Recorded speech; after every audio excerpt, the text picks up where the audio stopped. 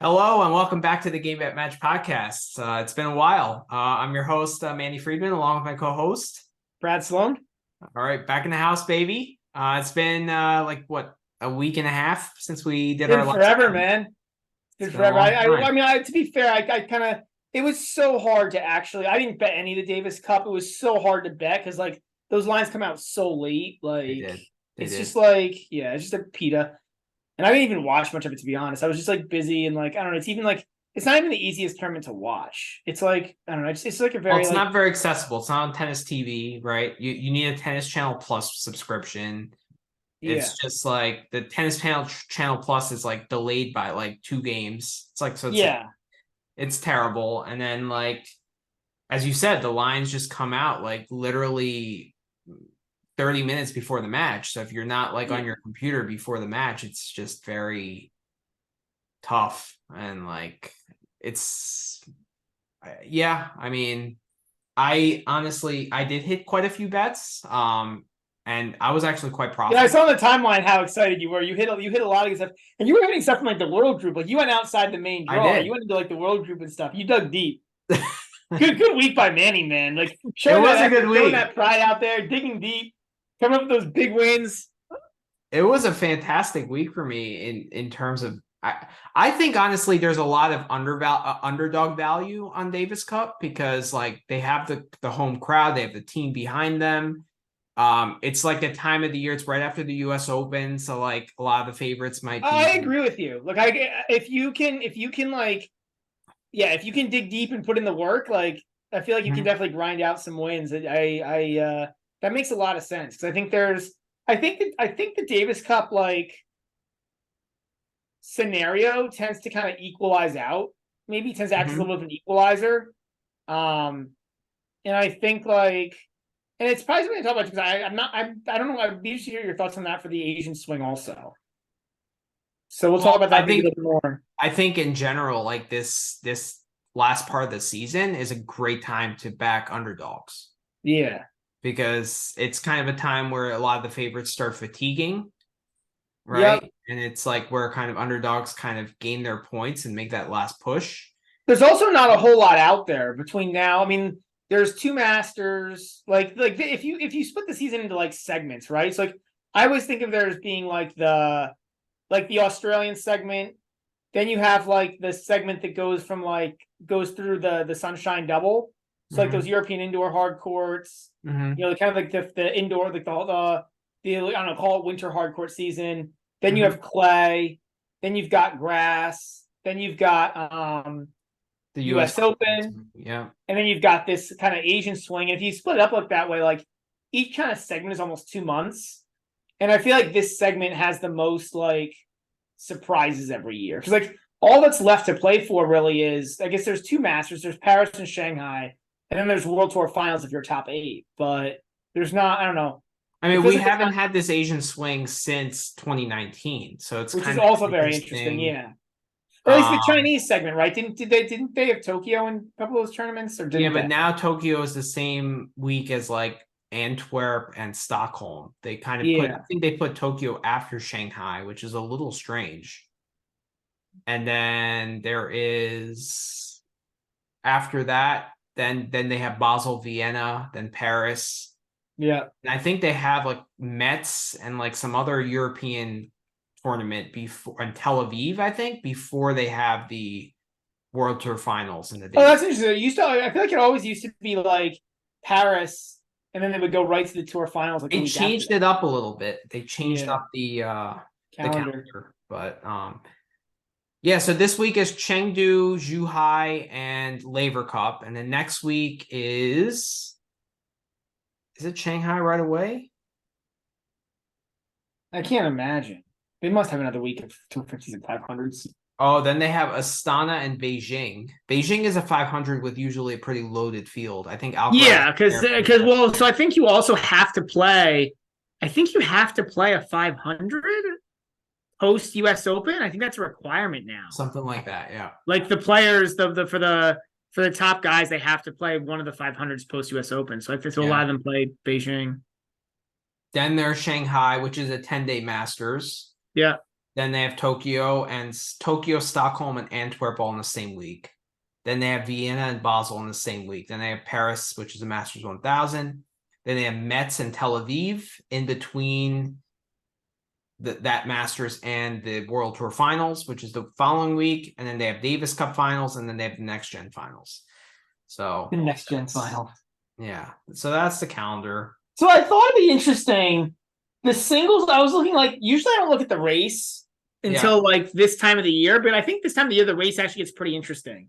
It does. So in terms of the number one race, Djokovic is in first with 89.45, but Alcaraz is only 700 points behind him. That is well in play. It is. It's well. So it makes it kind of interesting because there's I don't know. I feel like in other years that hasn't been up for grabs always, but this year it really is. Well, also Djokovic has a ton of points to defend. Before this is race, so there are no points to defend. Okay, that's fair. That's fair. But 700 is not much, given that there's 2 1000s and World Tour Finals out there.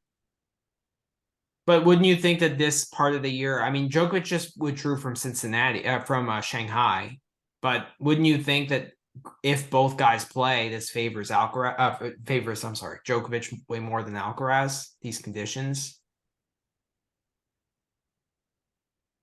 Think so. Yeah, I think so. But if Djokovic has already pulled out of Shanghai, which he has, right? You said so. That means that Alcaraz has 1 Masters in hand, so it's awfully close. And then if Alcaraz plays an extra, I don't know what Alcaraz is going to do in terms of 500s and 250s, but if he plays 1 or 2 extra there, he's playing Basel. Okay. And he's playing Beijing, Shanghai, Basel, Paris. So he wants to play, because I think he wants to be in top form for the World Tour Finals, because he couldn't play last year. Yeah. So he doesn't want to make the same mistake he did. I mean, my guess, honestly, is it's probably going to come down to the World Tour Finals. Could be. It would be great if they could play in the final, and that would determine you're in number one. That'd be really cool. Of course, it wouldn't be on any major channel, but it would be pretty cool. Years ago, ESPN actually used to have the I know the World Tour Finals, at least I think the final and maybe the semis. And I think one year it came down to Djokovic versus Murray for number one, right? Yeah, 2016. Yeah. Yeah. So that's back when ESPN actually had it on. But yeah, Medvedev's third, which he's had a good year, a sneaky good year, because he got all those points early on. I mean, honestly, he's just had a really good year. Period. U.S. Open final fourth with 43.65. I mean, these guys have no hope at number one, but they're more or less hunting for World Tour Finals. But now then Rublev is at 36.40, who looks like he might be running out of gas a little bit. Mm-hmm. Tsitsipas is sixth at 35.70. Can Tsitsipas hang on and make the World Tour Finals? That would be an interesting bet. What would you put those odds at? If it was, I put it pretty big. 500 points is a lot. I mean, if you look at these guys below him, the guy, the ninth right now is Fritz, who's got 3,010. Rude has 26.25. Demon has 25.05. So if those guys get 1,000 points is a lot, right? Between now and the World Tour Finals. I get there's a way to do it, but they'd have to have good results. And if you look at the guys below Tsitsipas, Rune's hurt, right? So he's probably not. Yeah. He's probably not going to pass him. Zverev should make it. This is fast court, so Rude's going to really struggle, and he's 900 behind, so he's probably not going to get there. Mm-hmm. And then you're talking about Demonor and Paul, who are 1,000 points behind. That's a lot of points to make up. I mean, granted, they have 2,500 in 9 months, right? They're not even on pace to get to 3,500. So I think he'll make it. I think the top 5 are pretty much shoo-ins, right? I think Rublev is going to do enough to hold on there. Yeah. And I think Zverev is a pretty solid bet to make it, to be honest. So I think so too. I think Fritz will take the place of either Tsitsipas or Rune. I think he'll take the place of Rune. I think that's a lot more likely than Tsitsipas. I mean, again, 500 points. Yeah, 500 is a lot. You're right. But if for example, I don't know if this is actually a bet, but if Tsitsipas was plus 150 to not make, I would never take that.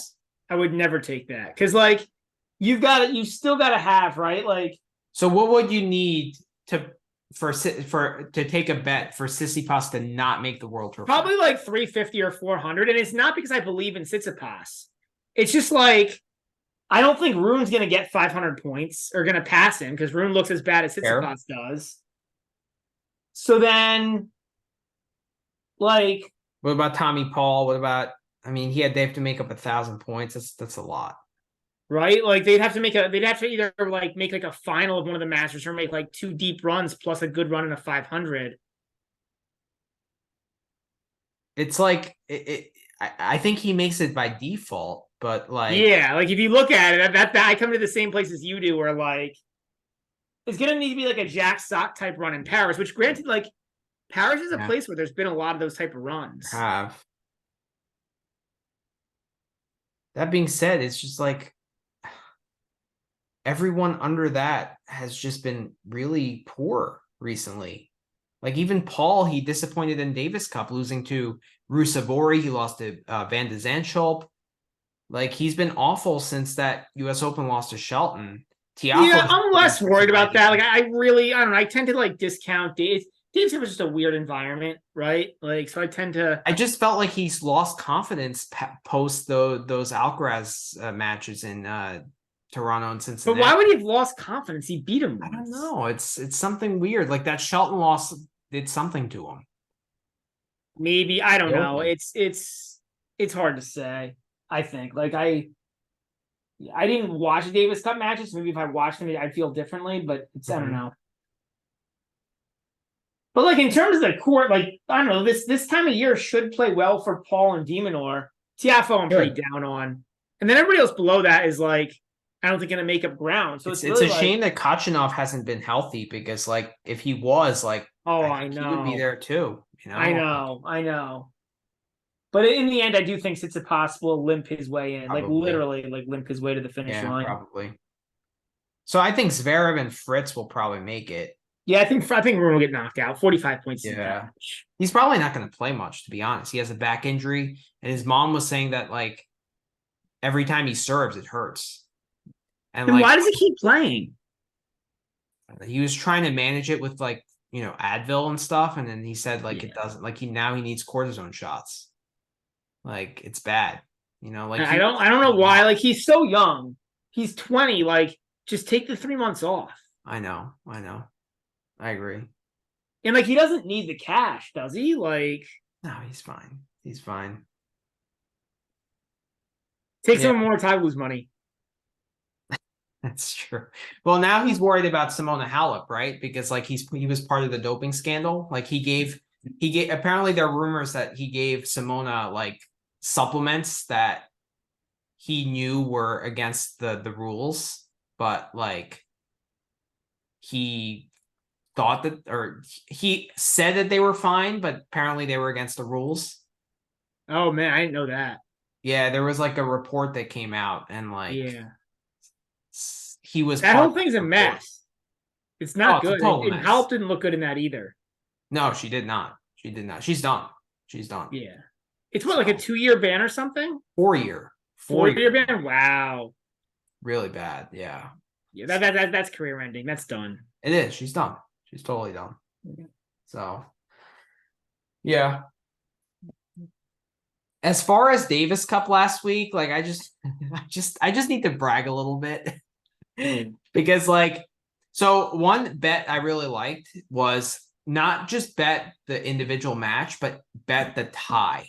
Yeah. It's like the tie, you have a couple matches, right? Like if you lose the first rubber, you still have 2 more rubbers to potentially win your bet.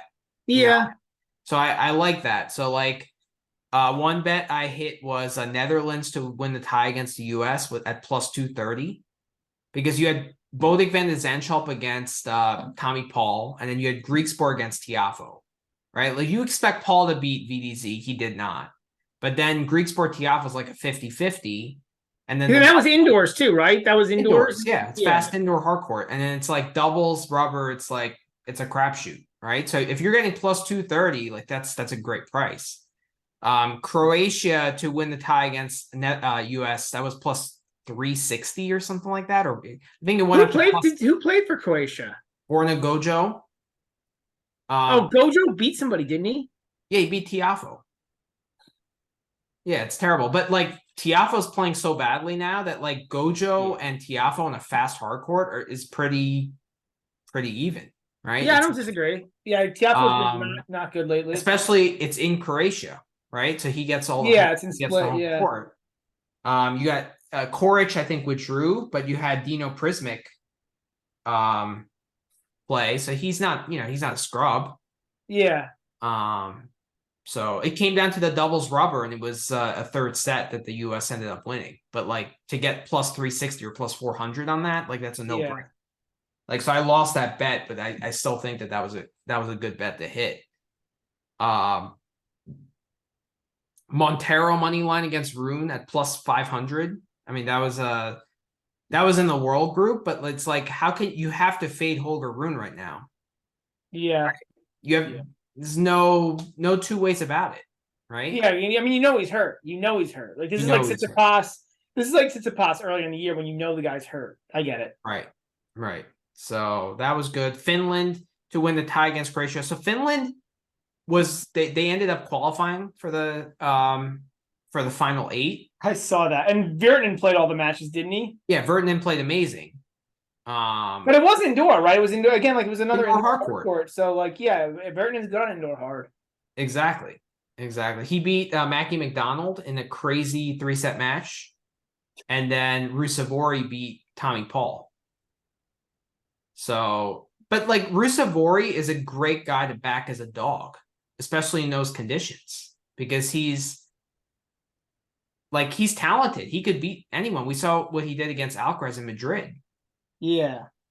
Like he could also, as a favorite, I would not back him, but as a dog, I think that's a good play.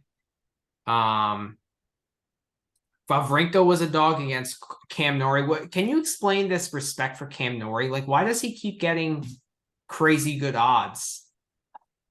I don't think it's crazy good odds, but I agree. It seems like he's being over-respected. He is. But yeah, I mean, if you look, right, like Cam Norrie is 2-6, 2-6 since Wimbledon. Yeah, he's been really bad. He's been really bad. Since the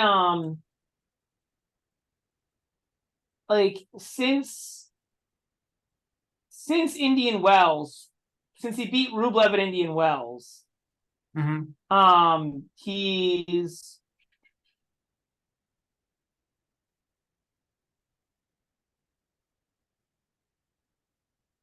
(13-15) by my count. That's a pretty long span. So he's like, he's like, it's been, it's been. He made quarters of Indian Wells. I think he lost to Tiafoe. Is that right? Yeah. And here's his list of wins since then: Watanuki in Madrid, Kotov in Barcelona, Muller in Rome, Fucevich in Rome, Goffin and Baez in Lyon. He was actually kind of okay on clay. He was like passable, but not the Norrie standards, just passable. At the French, he beat Paire and Luca Pouille, beat Kecmanovic and Jordan Thompson in Queen's Club, Makac at Wimbledon, Shevchenko and Yushu Su at the U.S. Open. Like the only one of those wins that's good is Thompson. The rest of those wins are like meaningless. So do you think it was a mistake for Norrie to play Golden Swing? You think like that kind of like wrecked his season? I mean, he did win the Rio title, which is a 500, but like, I don't know. Those two deep runs. He played 2 tournaments. He made 2 deep runs, but he played 2 tournaments. Like, Medvedev played Rotterdam, Dubai, like. Like other guys played, like Tsitsipas played a bunch of tournaments, Sinner played 2 or 3 tournaments. Like nobody, not many guys just took off like the full month. I think like I know Ruud did, and maybe like Kachanov took off quite a bit of time, but like most of the guys played. So I don't think that was the mistake. I don't know, man. I wonder like Is it just that he's not that good? Probably maybe he's overachieved the last couple of years, to be honest. Like I winning mean, Indian you when Wells you watch him, right? titles. Like when you watch him play tennis, he's not that good. Like, what is the weapon? It's the rally tolerance. Right, like we say anything about Jensen Brooksby. Right. Right, Jensen Brooksby's out right now because of like I think some kind of doping thing, but like you know, like or we say the same thing about, I don't know, like Yoshi Nishioka, right? Like it's like, you know, like you're not going to be top 20 without weapons. And de Minaur's a way better athlete, so I wouldn't even put him in de Minaur's class. Like they're different types of players almost. They are. They are. Yeah, it's I don't know. It's hard Like to what read part of Norrie. Cam Norrie's game is particularly good other than rally tolerance? I mean, you used to rave about his tactics, right? You used to say that like So yeah, I agree. Yeah, I still rave about his tactics. Like, but it's tactics and rally tolerance, and that's it. I actually think his rally tolerance has taken a step back because like he's not hitting the backhand quite as well, and the backhand doesn't have margin, right? It's a very flat backhand. So if he's not hitting that well, it becomes very problematic. And like with his forehand, like I don't know, it's just a loopy ball. It's not really, it doesn't really have much sting to it. You know? Saying right, it's like what is the weapon? Like what is the thing that like makes him like it's just like consistency and tactics. And it's not even like his defense or his speed is like that amazing. You know what I mean? Like he's not like he's a Well, tremendous he athlete. anticipates well, but he's not a great athlete. I agree. Yeah. Like Um Yeah, I mean, I tend to agree with you on a lot of those things. I mean, I just think he's so overvalued. Like we saw against Arnaldi at the U.S. Open, like that was our bet at the tournament. I was so pissed that I didn't bet that harder, and like that I just like I went all out on that, and I was pleased. yeah. It was great. Even at Davis Cup, like he was a plus 110 dog to Wawrinka, right? Against Ugo Humbert, he was a slight favorite, which like. Yeah. Against Ugo is, I mean, okay, maybe it's a pick 'em match, but like, Yeah, I don't think that's an amazing line, but I think getting him, I don't know, versus Wawrinka as a dog seems, or getting Wawrinka as a dog versus him seems pretty great, especially on an indoor court. and I faded Great Britain as a result of that, right? Like I faded. Yeah. I don't know if you saw. Did you see any of that tie? Although they did well, they won. They won the group. They won. I saw the tie versus Australia. I saw parts of both of the singles. Okay, the tie against Australia was pretty good, but the tie against France was one of the most epic ties I think I've ever seen. It was crazy. So Feast was up a set and a break, and it was in Manchester, so the atmosphere was incredible. Feast was up a set and a break, and Evans came back and won that match, and it was a tight 3-setter. Then the second rubber was Ugo Humbert against Norrie. Ugo was up a set and a break as well. He won the first set 7-6. And I think he was up a break in the second, and Norrie came back, but Ugo won a third set breaker.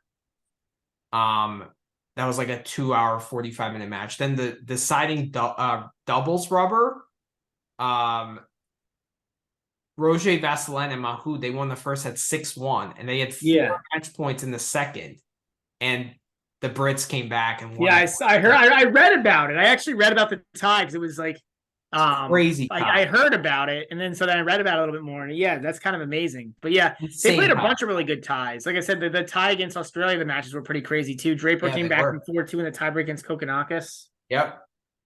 But like France was plus 165. Like I lost the bet, but I don't regret that bet. I think it was good. Yeah. Right. And it's because I'm fading Norrie. Well, if you're getting, I mean, and that doubles team is really good for France. Like Vasselin and Mahut are one of the better teams in the world. It is. And then like Feast against Evans, like I'll take my chances there. Like I think Evans is a favorite. I mean, I don't know, man. He's a top 10 player, right? So like, you gotta love me as Dan Evans, who's easily top 30. He Maybe still has a top year 50. and 3 months. All right, let's pump the brakes a little bit. Man. Another bet is in the world group, Klein to win a set against against Tsitsipas. Yes, we talked about this. Yeah, I liked it. It was plus 255. I mean, yeah. I don't think anyone to win a set against Tsitsipas should be plus 255. Like, and not with that backhand the way it is, man. That backhand's a complete mess. Complete mess.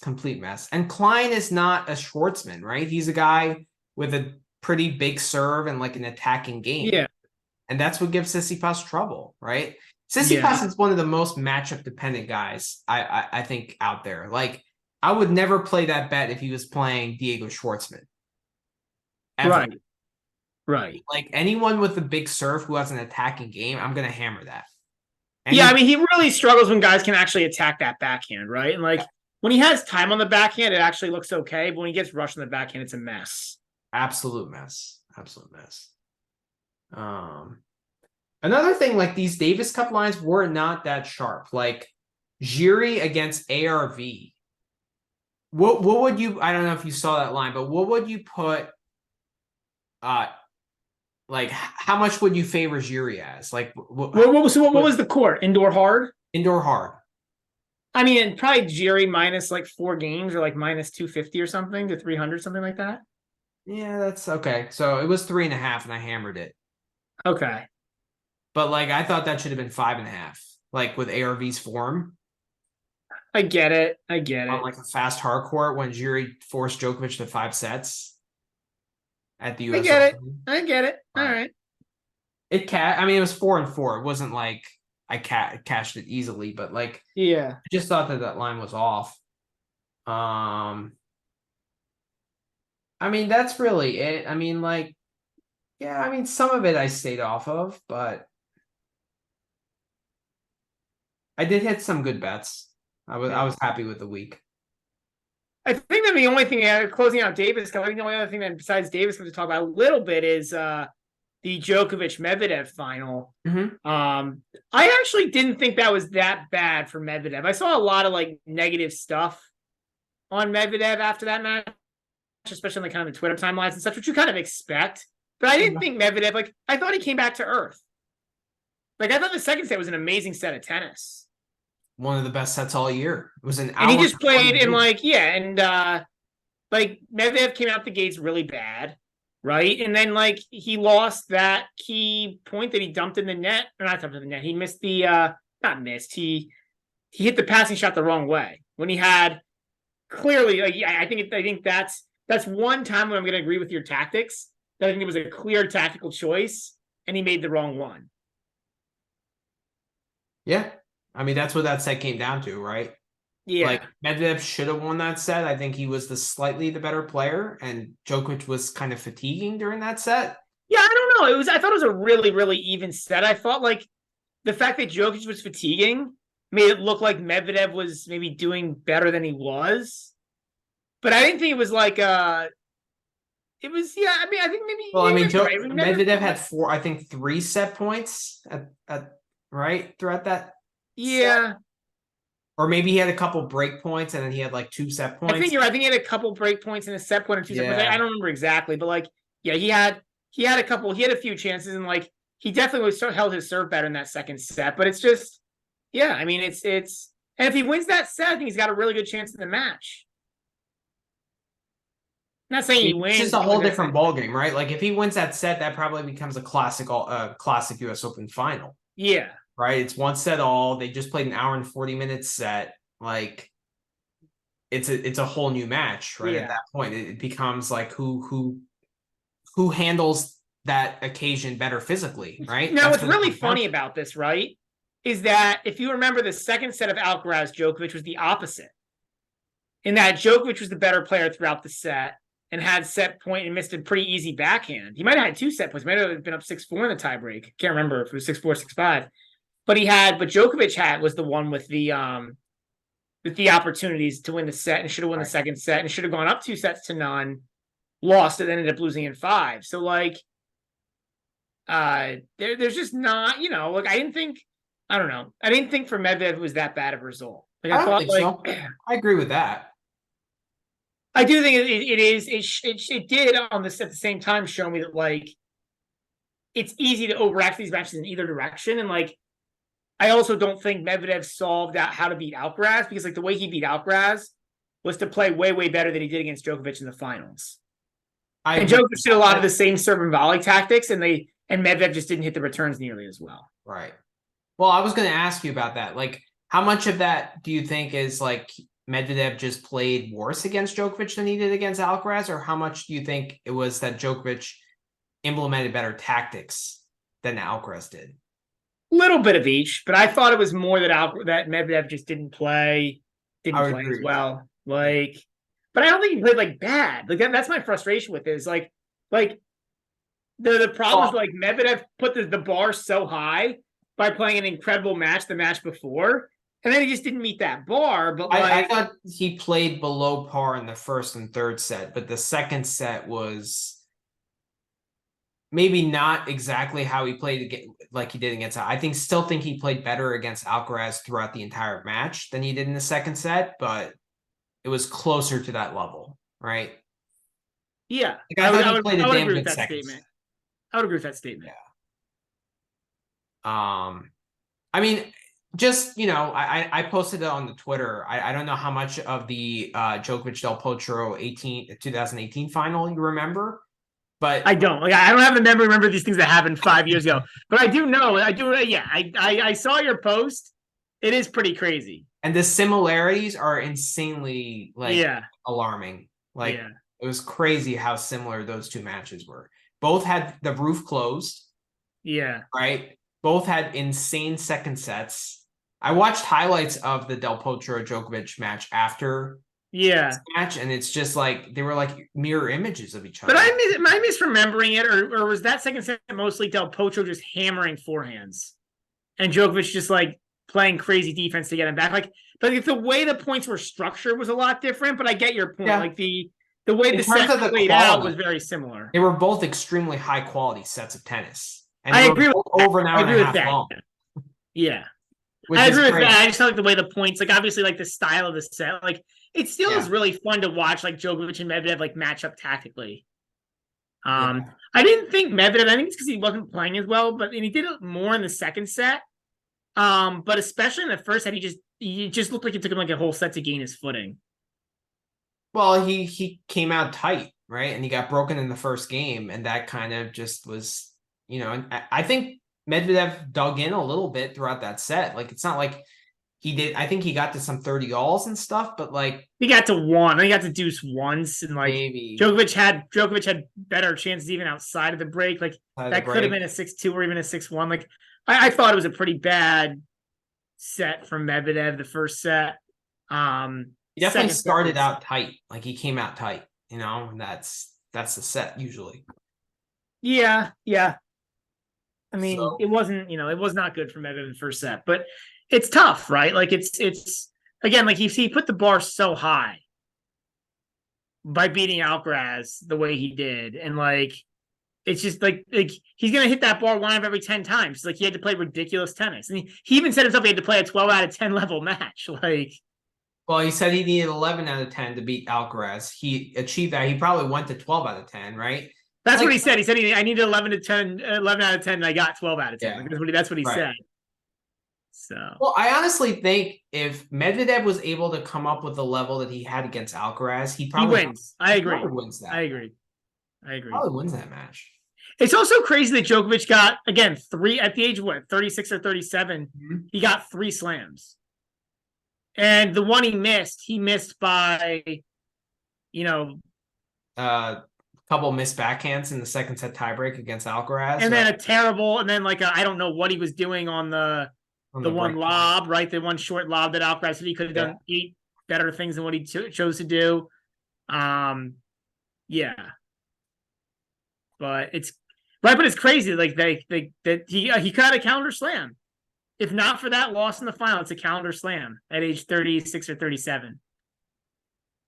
And I would say at a time when physically he's not at his peak anymore. Like he was gassed during that match with Medvedev at times.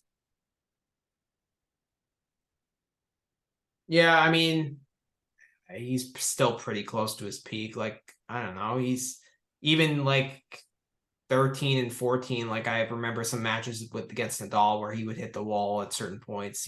He just has so much experience and so much, experience dealing with all this kind of stuff. And he has so many gears that he can go to. Like, yeah, him more than anyone else I can ever remember has so many like second, third, fourth, fifth wins, right? Like, I think a little bit that. I also think like it helps. Again, I talk about this all the time, but like it helps that he's so good tactically. Like not only does he maybe have second, third, fourth, fifth wins, but he has second, third, fourth, fifth game plans. I know. It's true. And like his game is so complete that he can like either play a defensive style, he can play a style where he goes for, bigger, right? Well, that's what was cool, right? Is like how much, and again, it's against Medvedev, so like everybody does it. It's not like super unique. Mm-hmm. But the fact that he can do that and can also be even like how much he can vary his return position. So like Djokovic can return from like 13, 14 feet behind the baseline, and he can also come and return from right up on the baseline. I know, it's just so complete. It's yeah. Like Alcaraz is insanely complete for 20 years old, right? But like the question is, can he become even more complete, right? Because like becoming 20% more complete for him would equal being what Djokovic is now. Right. But that's a lot. That's right. And it's obviously like the more you improve, the harder it is to improve, right? It's like a general thing.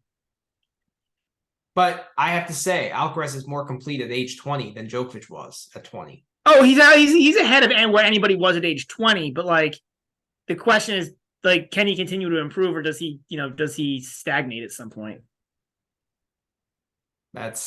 We'll see. And it's not just a will question, right? It's like the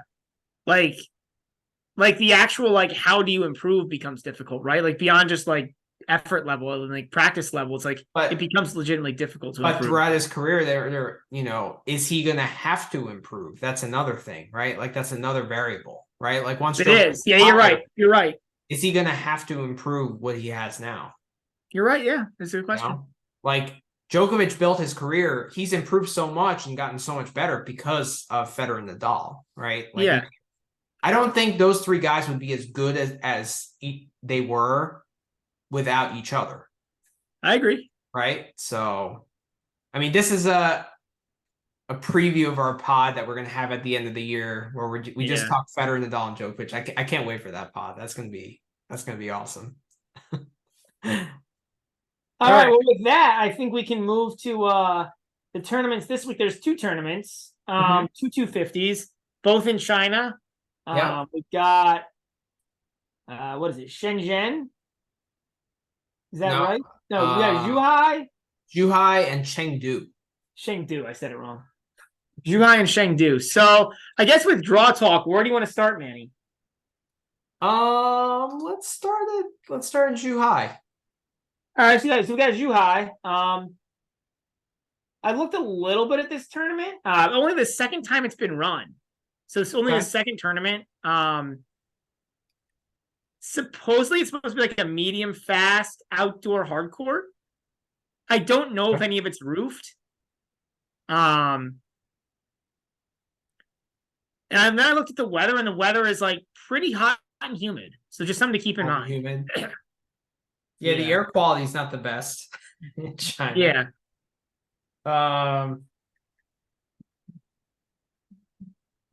Yeah, it's pretty hot. No rain expected. Is there any altitude there? Ooh, good question, Manny.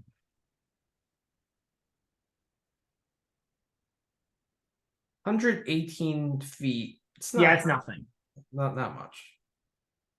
36 meters. It's not no. That doesn't even count. So Karen Khachanov is going to make his return. Did he play he didn't play the US Open, right? Or did he? No, he did. He lost to Mo in straights. That's right. Okay. He'll play the winner of qualifier and Diego Schwartzman. Kovacevic will play Kopajans in the first round.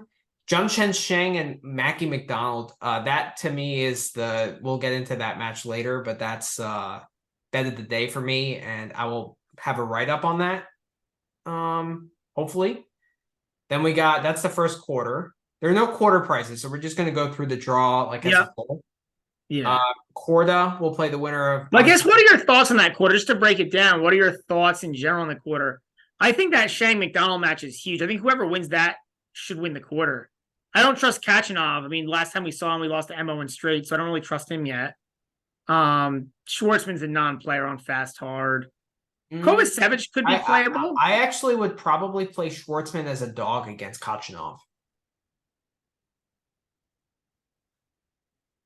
Like, if actually, let's just do the qualifiers out of that. Like, which qualifier gets placed there? Because, I mean, do these qualifiers really? I mean, I don't see any. Okay, these qualifiers are awful. Yeah, they're so bad. So it's like I don't know.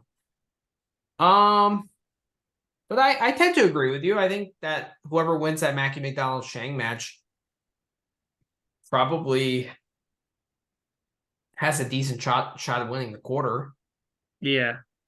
So moving on, Korda against Alexandra Muller and Rinky Hijikata. That's actually an interesting first round match. Zhe Li against Dalibor Sforcina. We'll play the winner of Echeverry in a qualifier. That's a pretty weak quarter. It's a really weak quarter. I mean, I guess like if Korda is playing halfway decent tennis, like maybe, but yeah, it's not good. Yeah, but Rinky has had a decent run of form, right? And like Muller is not terrible. Like I think actually the winner of this match could win the quarter. Yeah, I'm a little concerned about Rinky. I think it's a travel spot for him. I can't remember where he played in Davis Cup, but did he play Davis? No, I don't think he did. A challenger. I don't like Rinky at all here. He played Carry, a challenger in North Carolina, and he won or he lost the carry final. I think he lost the carry final to an American. Yeah, I actually have Muller money line as a plus money bet. Plus 105, I think. I got him. Muller's just still bad on. I just don't like Muller on fast courts, but it might be a good bet against Rinky. I think it's probably. Muller did not play Davis Cup. Yeah. So but I don't know. I mean, it's a weak ass quarter. It's a really tough draw spot for Rinky though. He's going to be playing if he's playing tomorrow, which I don't know if he is or not, but he's playing tomorrow. He's playing halfway around the world, 60 hours after finishing a challenger, victory. Tough. Or final, you know what I mean? Like where we played a whole week. That's tough. Yeah. Then the next quarter, the bottom half, Yoshi Nishioka against Terrace Atmane. You got Lloyd Harris against Yuri Vesely, Yi Zhao against Christian Garin, and Struff makes his return from his hip injury in Stuttgart. Yep. And then the bottom quarter, you got Andy Murray against Yi Kong Mo. I think he's just a wild card. Arnaldi against Karatsev. That's actually a decent first round match. 2 qualifiers, and then Cam Norrie got the 2 seed. So in terms of futures prices here, you got Norrie at plus 400, Korda at plus 500, Kachanov at 550, Murray at 700, Struff at 900, Mackey at 10-1, Harris at 14-1, Arnaldi at 14-1, Schwartzman at 20-1. I mean, this is kind of a type of tournament where you kind of should look lower down, right? Yeah. Mo. Yeah, Mo from the city. Anybody named Mo. If anybody named Mo, we can just get all people named Mo to go to the tournament. If any one of them can win this tennis tournament, it pays out at 250-1. Is that Mo from the Three Stooges? Mo Vaughn. It could be Mo Vaughn. Yeah, Mo from the Three Stooges. That's the guy, right? Right here. Yeah, exactly. He's got a shot. He looks pretty mean out there. Yeah. I think you might win the tournament, right? Yeah. Yeah. Oh man. Mo.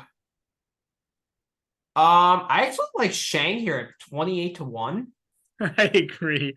Shang is one of my picks, and then the other guy I don't hate here.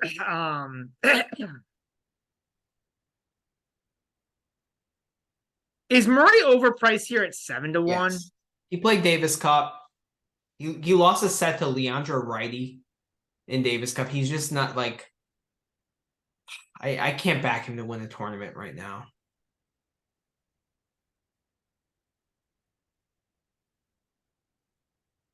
I get it. He hasn't really been particularly great. It's just, man, it's just not a strong field. It's not. Yeah, I mean, my picks, I like Shang here at 28. Atmanay's been really good, or Atmain has been really good recently on the Challenger Tour. I think that's a potential play at 28. I'm trying to think, has Shang played recently? He has.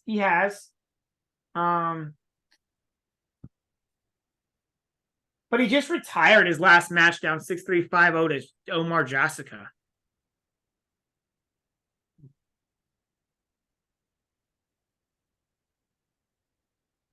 This might be one to play nobody on a futures pre-tournament and see what happens the first round. Probably the right play. I mean, because I have a really hard time playing. Like, I don't know why Shang. And I tried to look up and I couldn't find any. You don't find any injury news on these guys. I tried to see what, like, if I could find. I couldn't find what happened to Shang. Yeah, that's a very alarming injury. 6-3, 5 love retired. I know there were some people on Twitter commenting about it. Like, why the hell would he do that?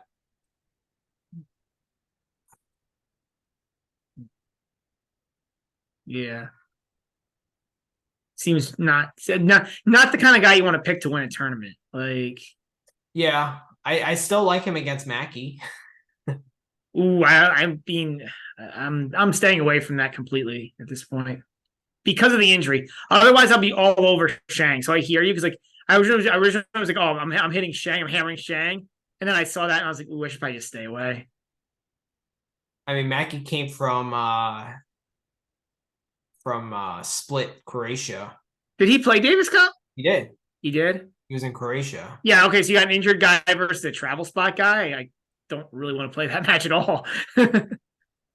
Fair enough. I still like Shang at plus 185. I think the price is just good enough. Okay. But I mean, look, I hear the logic. Like, I mean, from a tennis perspective, I think you're right. But you're probably right to stay away from the tournament. It still is 20, but I think, like, yeah, I mean, is there 28 also? Like, see, I feel like here I would play Arnaldi here at 14-1, but the problem is he played Davis Cup. And also, this is a fast court. I don't think his game necessarily doesn't suit fast courts, but I just don't know how how comfortable he is on fast hard courts. Oh, this isn't that fast. It's not as fast as Chengdu. Chengdu is really fast. Chengdu's faster. Yeah. I don't know. I think just Arnaldi, in terms of game-wise, is playing better than anyone here. You know, court, like, taking the court conditions out of I hear you. Out of play. Like, Nori is way overvalued. Korda, I have no idea. Did he lose first round of the US Open? He lost to Vucevic, that's right. Yeah. Then Kachanov is a question mark with the injury. I don't like what I'm seeing from Murray. Struff is coming back from injury. Mackey's not been playing well since that loss to Gojo, and he also didn't play well at Davis Cup. And Lloyd Harris is not good at tennis. Right. Lloyd Harris, no. I mean, Schwartzman on a hard court, no. Yoshi, no. Karatsev on a fast hard, no. Garin, I mean, right. Garin's sort of interesting. Kovacevic is sort of, you got a lot of guys who are, like, sort of interesting, but yeah, I mean, I hear you. I think this is for me, this is a tournament you don't want to, like, I just don't, I'm not hitting anything pre-tourney here. Like, fair enough. But Shang's interesting. I think Outmany is the other interesting guy, or Outmany is the other interesting guy if you feel like you want to hit something. I might hit Shang, but maybe I'll wait till the first round is done and then I'll just ride the money line against Mackey. Okay. And then if he wins, then I'll play it. Like, so let's go to the Zhuhai first round matches. So Kovacevic against Kopajans. Kovacevic is a 2.5 game favorite, -165 on the money line, over under 22.5.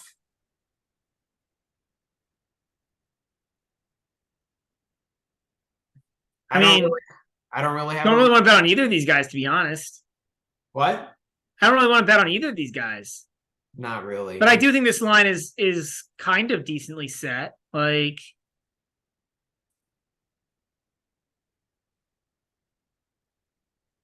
yeah. I mean, if there was one line, I'd probably play the over 22.5, but like,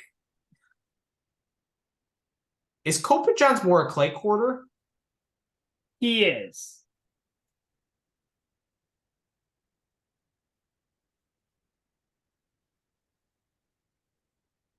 Maybe the Kovacevic over 12.5. That might be the play.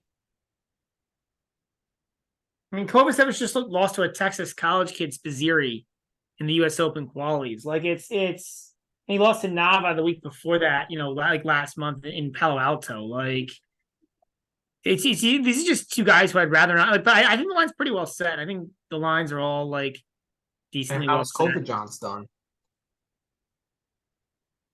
He lost in U.S. Open qualifying in the third round to Drew Gay in the third set. But he did beat Diallo. And that's the only hardcore. Yeah, I mean.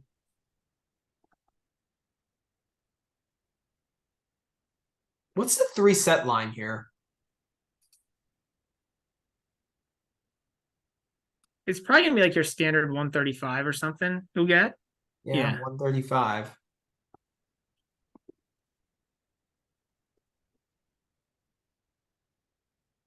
That would be, if I was hitting something in this match, that would be my play. I got nothing. I think this line is decently well set, and like I really can't find a line I'd love to hit there. I also want these kinds of matches when you have like two guys coming off of like layoffs or like different court speed. I feel like I don't really want to like.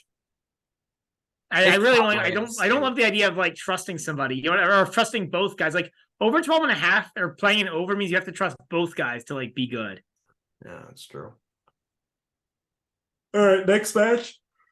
Alexander Muller against Rinky. Rinky is a one game favorite. -120 on the money line. Muller is even money, over under 22.5. I like Muller here at even money. I got him at +105 earlier today. I don't know. I'm kind of on the Rinky fade right now since that U.S. Open run. So I'm 100% with you, except, I mean, do I really like Alexander Muller on like a fast hard court? Or even on a medium fast hard court? I mean, I guess he's I guess he's not that bad. I don't know. Like, I mean, you got to the semis in this Casillas Challenger. I think that's is that another French indoor challenger? Yeah. Believe Those so. usually tend to be pretty fast hard courts. But look who he beat. He beat Zapiri. He beat Zapiri locally in Susa. It's not great, but like I think that 3-set loss to Machak isn't bad.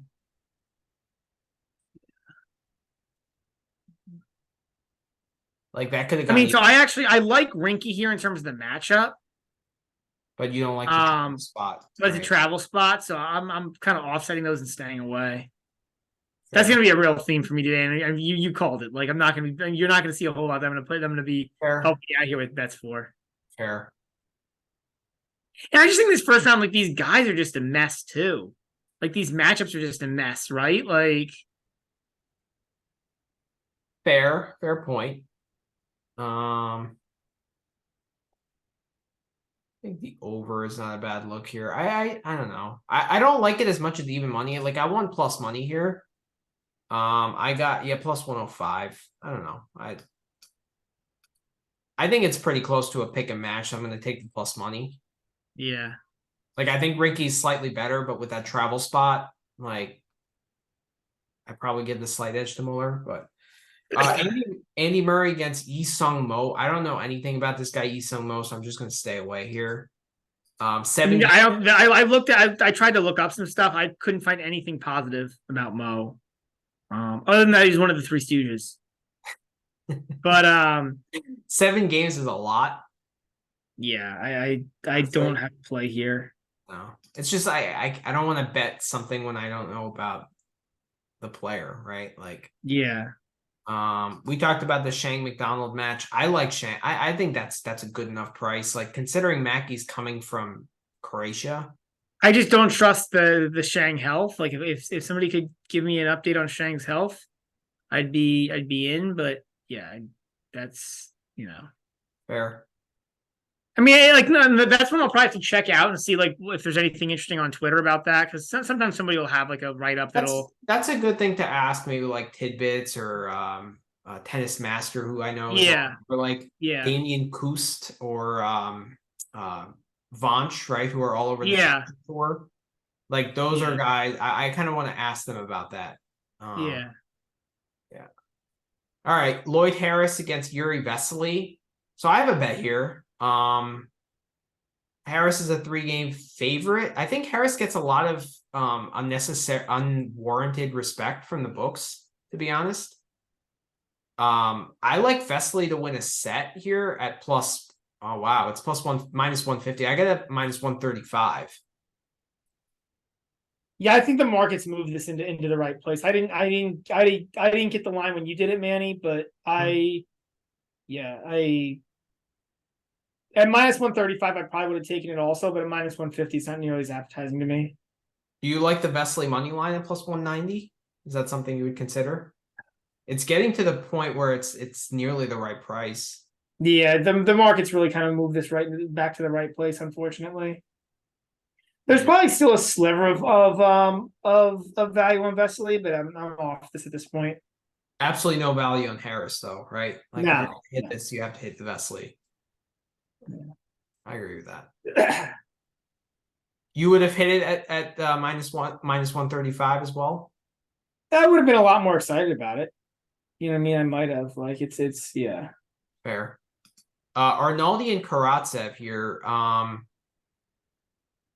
Arnaldi is minus 130. Karatsev's plus 110. Arnaldi minus 1 game favorite. Over under is 23.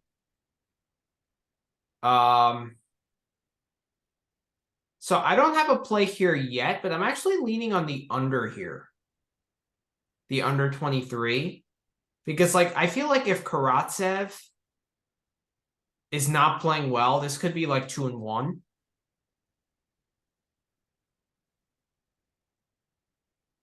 Yeah, right?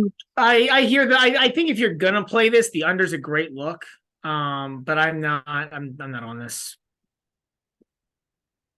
Arnaldi is coming from Bologna, I believe, where he played Davis Cup. Wasn't it Valencia? Or did they play in Bologna? What did they play that? What did they play that? Bologna.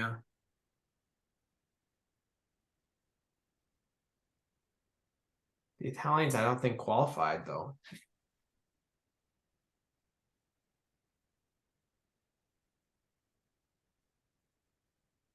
The air quality in Zhuhai looks pretty good this week, actually. Interesting. So if anyone has asthma, I guess we don't have to fade them. Yeah.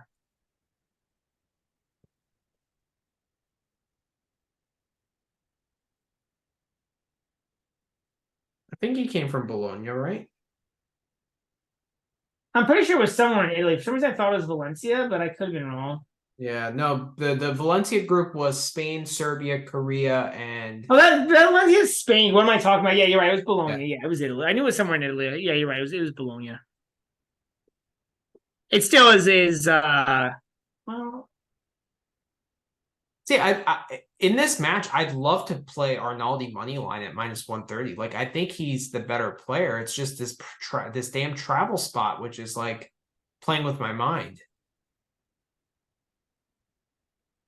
Yeah, I mean, I'm really hesitant to play too much first round stuff here, so I'm not on this because of the travel spot, but otherwise I have the same exact thoughts as you. Okay. That's fair. Yi Zhao against Christian Garin. I have a hard time. I don't know anything about Yi Zhao, but at the same time, I have a hard time playing Christian Garin -6 against anyone. You can look up his profile. Yi Zhao it's not pretty. I think this is the guy who's 37 or something. I think it's this guy. There's a guy. Oh no, that's Jay Lee. That's Jay Lee. Yi Zhao is a younger guy. Yeah, I don't know. He's a futures guy. Like I think this line is close enough that I'm not really too excited about it. Okay, I'm gonna stay away too. Yoshi Nishioka against Terrace Atmane. Yoshi is a 2.5 game favorite, -155 on the money line. Atmane is +130. Over under 22.5. I actually like the Atmane money line here, +130.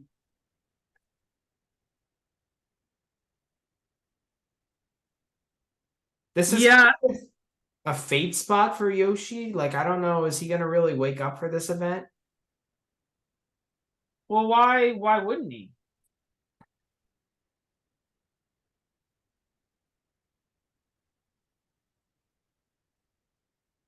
My bigger concern would be that he's 1-7 in his last 8 matches.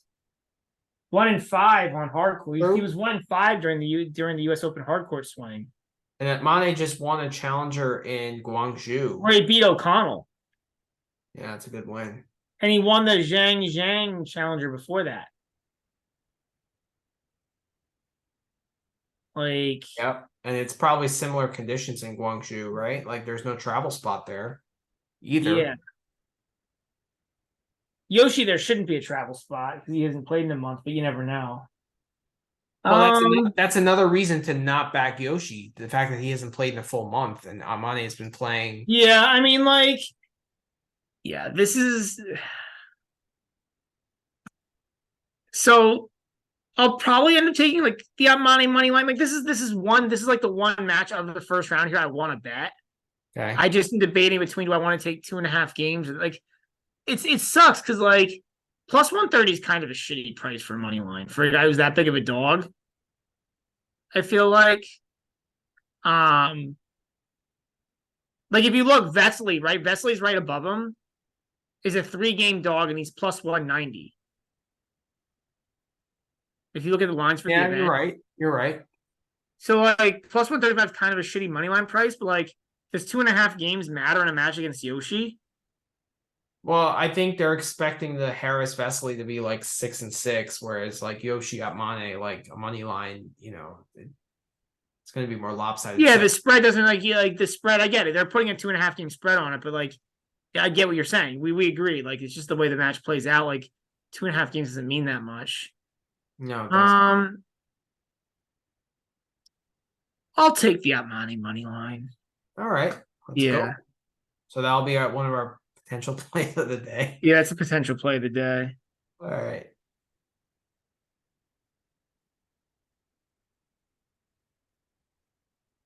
And then the last match is Jay Lee against Dalibor Sversina. I want to ask match point 9 on that because I know he loves backing Dalibor for some odd reason. Yeah, but Dalibor doesn't really play hard courts. He's a clay guy. Clay guy, yeah. And Ji Lee, I think this is the guy who's like 30. Like, this is a joke. Like, I get it, dude, but like Ji Lee is 37. Right. Like, it's not happening, dude. Like, if it was gonna happen, and granted, he actually, like, as a few years ago, he was in the top 250, so he actually used to be decent. He was like a solid challenger player, but then he had some injuries. He's had, I think, like 2 major injuries in the past few years. I think, like, I haven't seen any news on this. It's just looking at results and seeing huge gaps with no matches. But like, yeah, that might be a reason to lay the games though with Dalibor. If you think that the gap in talent is so big here, and he's 37, like, has Ji Lee like played tennis recently or like? Yeah, he has. Yeah, he has. I mean, he's not like, but he's not playing particularly well. Like, you'll see, like, if you go through 602 in the world, playing mainly futures. Which is why it's funny. It's funny to see a guy at 37 or 36, turning 37 tomorrow, playing mostly futures. But And then Dalibor. Problem is he hasn't been good either. You know, like when he only plays, he doesn't really play hard. He plays all clay. Yeah, it's a stay away. That's what it is for me too. Complete stay away. So I literally have one bet for this first round right now, and it's Okay. odd money, and that's it. Like Contingent on what like Tennis Master and company say about Shang. Yeah, Shang's another potential play there. If I hear something positive about him. All right, it's fair. Okay. I mean, it's probably smart to stay away from a lot of these. Just feels like a mess. You know what I mean? Like it feels like why would you ever want to be involved in this tournament? Like honestly, I feel like more than any other tournament this entire year, these two tournaments are like why would you want to play these? It's travel spots galore, difficult conditions, like tired players. It's like yeah, you're right. Well, I think watch the first round and see, right? Like, yeah, I no. I think this is like if you can, this is a good tournament. It's good to like not waste your money, or if you really feel like you need to, put like some like third of a unit type stuff down, or like quarter unit, or like 2/10 of a unit, something insane. Like if you feel like you need that in order to watch the match and be enthused into it, like do that. And like, but yeah, I agree. But don't waste too much money in these matches. These are like not, Agreed. All right. Well, I might cash out of my Shang bet. I was originally excited, but then that retirement is just like, ugh. So, all right. Let's go into Chengdu. Chengdu. So Chengdu is the fifth edition of this event. Okay. They haven't played this one since 2019 either. From what I've heard that this it's one of, if not the fastest hard court on the pro circuit and fastest court just period. Interesting. Is there altitude here? There is a little altitude, I believe. There's like 1,500 feet. Okay. 1,600 feet. Roughly, depending on where you are in the city, it kind of ranges. Uh-huh.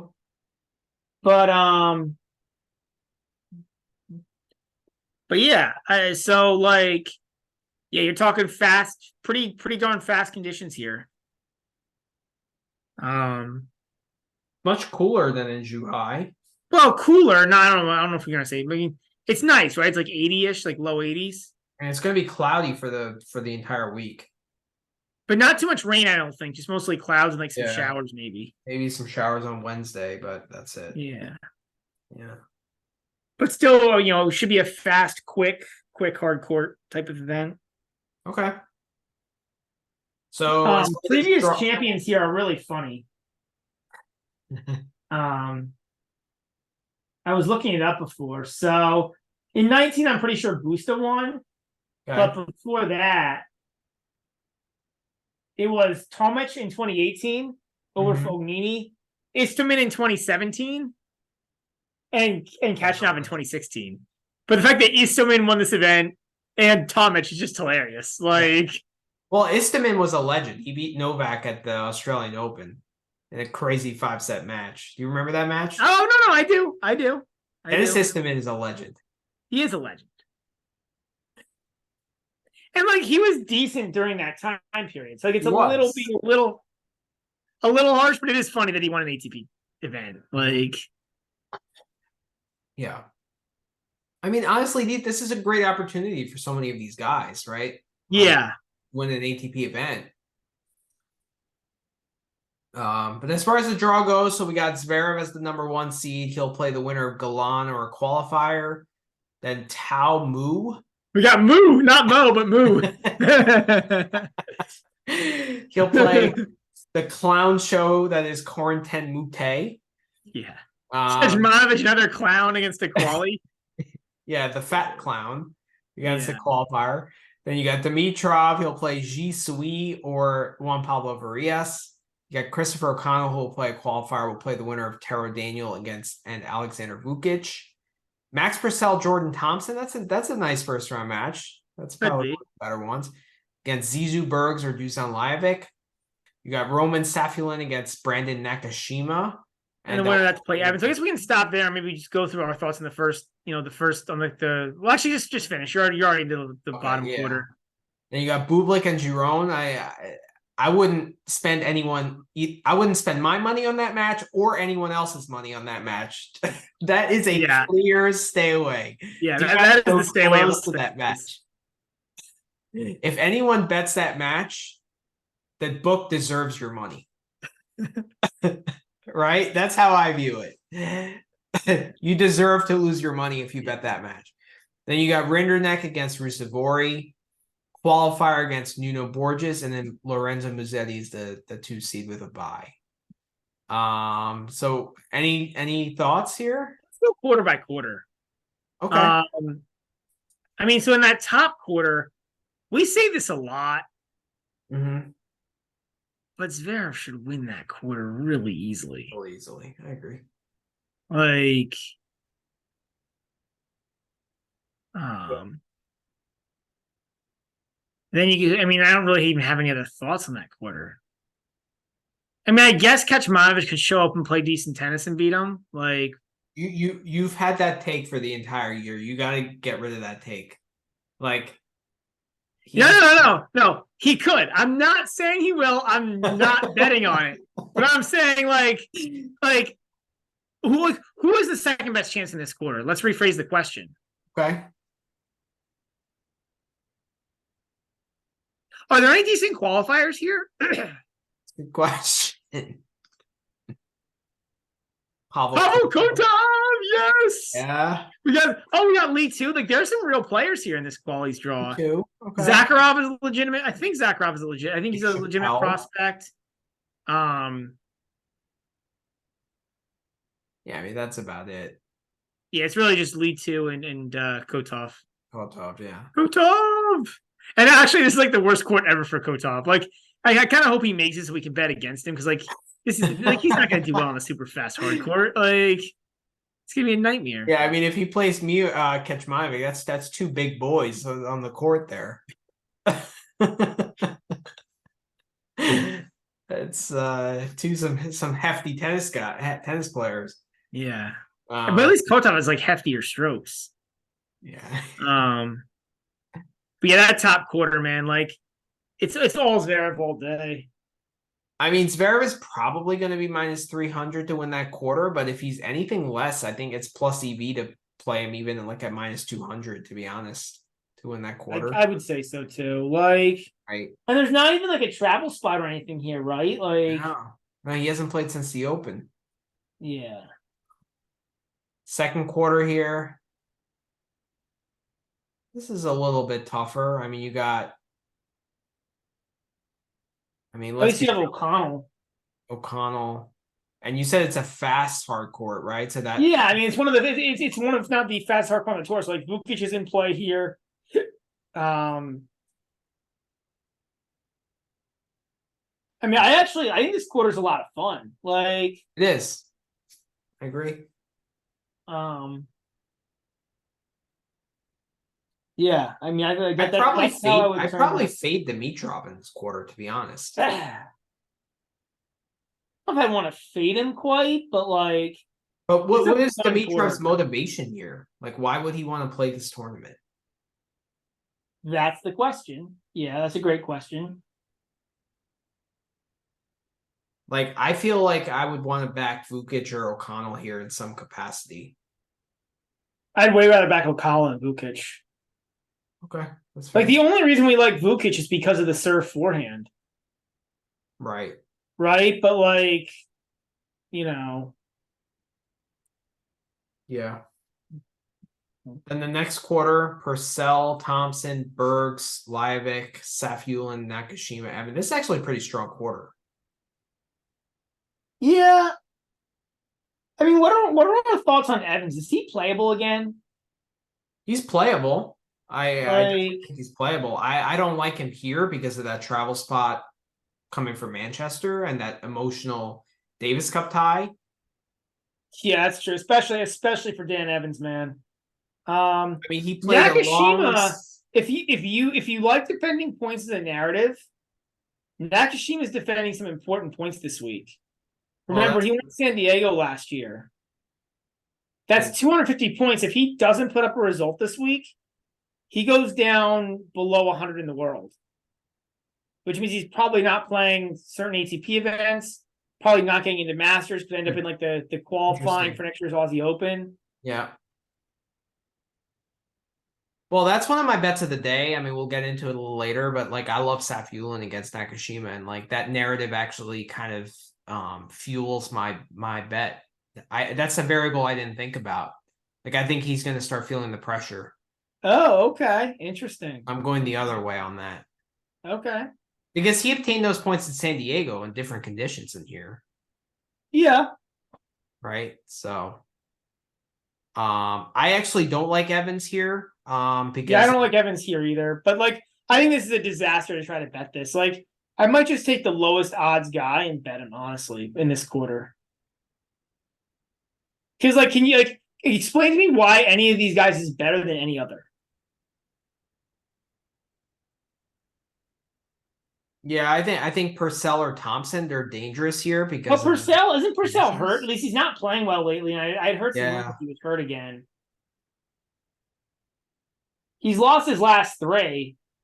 Lehechka and Winston-Salem. But both those guys were in Manchester as well.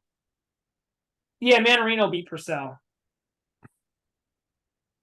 Right.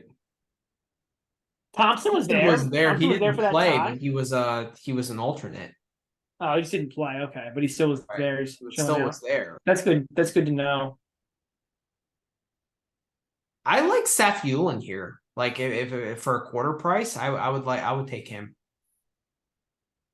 I have a hard time being convinced why he's better than Nakashima. Like you're not convinced me Nakashima's better than him either, by the way. But like, I just see a lot of guys here that are really similar. But to me, Nakashima's a pure fade guy. And like Safiullin, if he plays his best tennis, Nakashima's no answer for it. Like Safiullin just has a better ball from the back of the court. Yeah. I understand that Safiullin could be erratic, right? Like I get that. But I just don't know. Nakashima's been so awful this year. He can't break serve either. Like at least Safiullin can generate some looks on serve on return. Yeah. You know? So I like that. I'm fading Evans here just because of that emotional tie against France. Yeah, I agree. I would fade Evans, and like it's just really hard to pick between the. I don't trust Bergs or Lajovic here, and then Purcell and Thompson have the travel spot. I don't like Lajovic on a fast surface. But that's the one thing about backing Russians in this, like just after that Davis Cup week. Like the Russians didn't play Davis Cup. Right. So I actually think that they're neither did Nakashima. Back. And like by the time we get to the quarters, right, these guys have had some time to acclimate. Right? Like if Safiullin beats Nakashima and Evans, like I think the travel spot narrative goes away if he plays Jordan Thompson or Purcell by the time they get to the quarters. Okay. How is this tournament a full week tournament? Like how does this tournament it's Wednesday to Wednesday. Or yeah. Because they're trying to correlate it. So like next week, Beijing is also going to be Wednesday to Wednesday. And then like Shanghai is a 10-day master. So I get it. That's how they catch up. I get it. Makes sense. That's what they're doing. Makes sense. Yeah. I mean, that's an interesting quarter. I'm looking forward to. Yeah, it's an interesting quarter. I'd be excited to see some prices there. Yeah. And then bottom quarter, Bublik and Giron. Then Rinderknecht and Rusevori. I mean, Rusevori is also coming from that's a travel spot for him. Yeah. I don't know if Rinderknecht was in Manchester. I don't think so. I doubt it. Bublik, there's no way I'm backing him here. Like why would he have to play in China here? You know, like Nuno Borges and then Musetti. Like Musetti, it's not a good court for him, right? Fast hard court. Like this is bad. Yeah. Yeah. This is a really rough quarter. I mean, I would probably lean Rusevori, but then Bublik can beat anyone if he tries, right? Like, Yeah. that's a rough quarter to bet. So, all right. So First, any thoughts, Manny? So in terms of odds, yep, tournament winner odds, yeah. Zverev is plus 185 to win the event. That might almost be playable. I know that you and I don't like I'm not a big fan of hitting those big favorites either to win events usually, but man, like who beats him?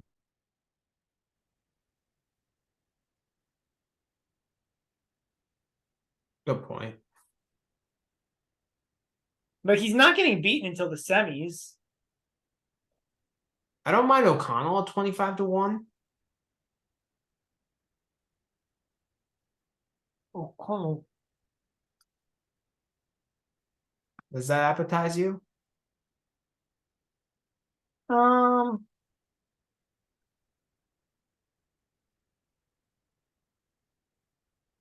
Tough draw though. Not really. It's actually a tough draw. Yeah, he's got to go through Vukic or Taro Daniel, And Dimitrov. Dimitrov, and Zverev. Zverev. It's tough. Like he could beat. He could do it. He could do it. But I think 25-1 is actually too short. Like if it was 50-1, I think I'd be on that. But 25 is I think short. I think any of those guys in that third quarter, like Safiullin, is interesting, but not at 20-1, man. Like, Yeah. right? Like,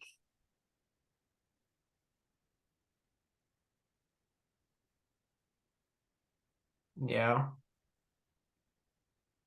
but I think this is another. I mean, I'm really thinking about just playing Zverev and that's it. Plus 185. It's just so boring. It's so boring, but like, who beats him? Like, if he wants this event, here's a trophy. Yeah. I mean, he plays Galan or a qualifier. And we went to the qualifiers, they're not good. Kecmanovic or Mute. Like, Dimitrov could beat him. He's not going to, but he could. I mean, we've seen it so many times this year. It's a bad matchup. What? It's a bad matchup for Dimitrov. Like he How has many to times has play Zverev beaten him this year, too? 3 or 4. He beat him at the French. He beat him in Cincinnati. He beat him at the Open. That's right. Played him a lot. Like I actually think he would rather see Dimitrov than see like O'Connell or Vukic, to be honest. Yeah, he's beaten him 3 times.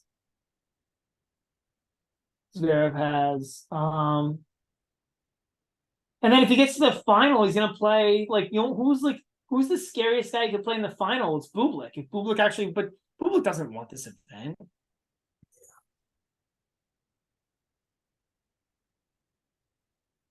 I actually don't mind Safiullin at 20-1, considering he's on the bottom half and away from Zverev. You know, I was looking at Rinderknecht at 28. I know Rinderknecht's not a good tennis player, but man, on a fast hard court, serve forehand, Rusevori's a travel spot. I don't hate playing Bublik or Yaron in the second round. That the other section there with Musetti, and it's just ugh. Not bad. Like he's got a good chance to make a semi also. You're right. I really wish somebody had quarter prices here because I feel like quarter prices would be a lot more fun to hit than these overall. It's just so hard with Zverev in the draw. Like, unless you're going to hit Zverev at the boring 185, like You need a each way bet, right? yeah, two-way bet wouldn't be bad. And then back someone in the bottom half, right? Yeah, on each way that wouldn't be terrible. I'm curious to see what the Bet Rivers guys also have to say here. Like they're usually good at picking out. Oh, they're never going for Zverev here. They'll be like, oh, it's not at that price, Right. too short. But I want to see what their reasoning is, right? What? I want to see, like, they're going to probably pick someone like Roman or O'Connell or something, but I want to see what their reasoning is. Yeah. I don't know, man. Zverev at 185 to me, that does not look bad. Like, I just don't know, like, like, okay, so we said that Dimitrov's not going to beat him.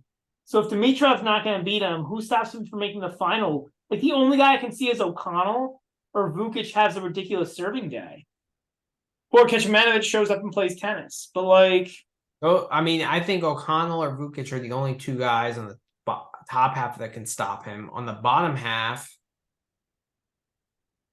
I think Roman can if he plays out of his mind. I think Bublik can. And probably Rusevori if he plays out of his mind too, right? So those are really the only guy. Maybe Rinder. yeah, but those are two guys you said if they play out of their mind. Yeah.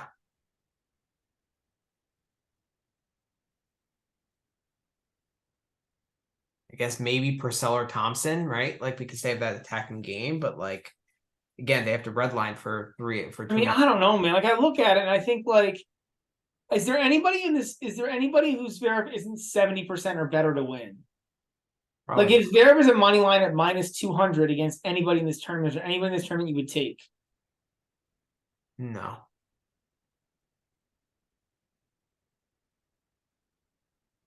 And Galan, he should crush. I mean, Galan is like he should be like -1,000 if not more. Like, yeah, I don't know, man. I mean, if he's plus 185 to win the event, he's probably going to be like what -400 to win the quarter. Something insane, yeah. It'll be minus money for sure. It will be. But yeah, that'd be my play. It's so boring, but I think it's the right play. Like, okay. As all far right, first round matches. First round matches, Bublik and Jerome. We talked about this already. This is a pure stay away. It's not even worth looking like at. Those two guys are just stay away guys. Yeah, agreed. Rinderknecht and Rusevori. Rinderknecht is a 3-game dog, plus 170 in the money line. Rusevori is -210, over under 23. I don't mind a Rinderknecht money line at plus 170. I'm on that. That's what I'm on. Nice. I like it.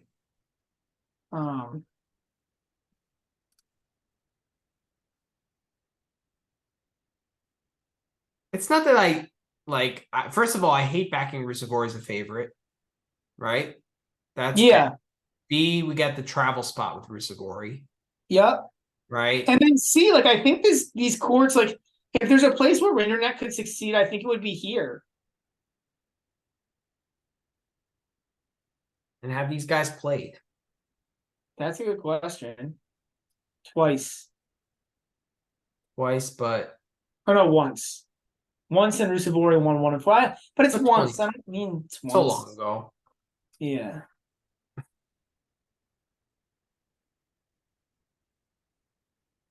It's also a matchup that actually favors Rinderknecht in some capacity because I feel like Rusevori likes rhythm.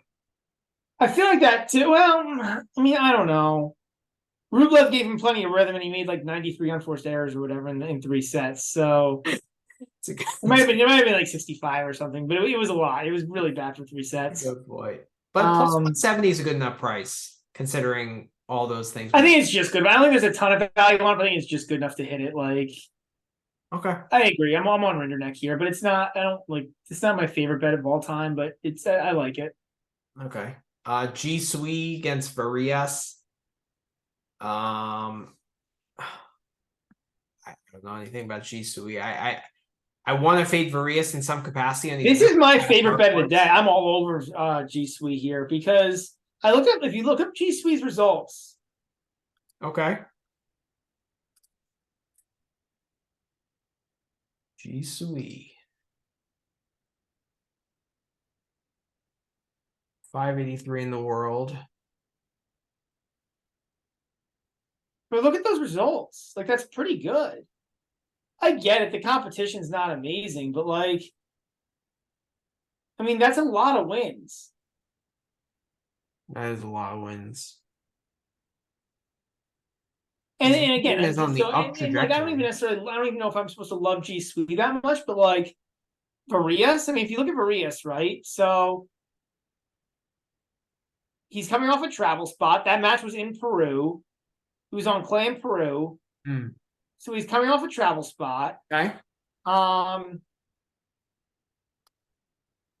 he doesn't want to play on clay courts.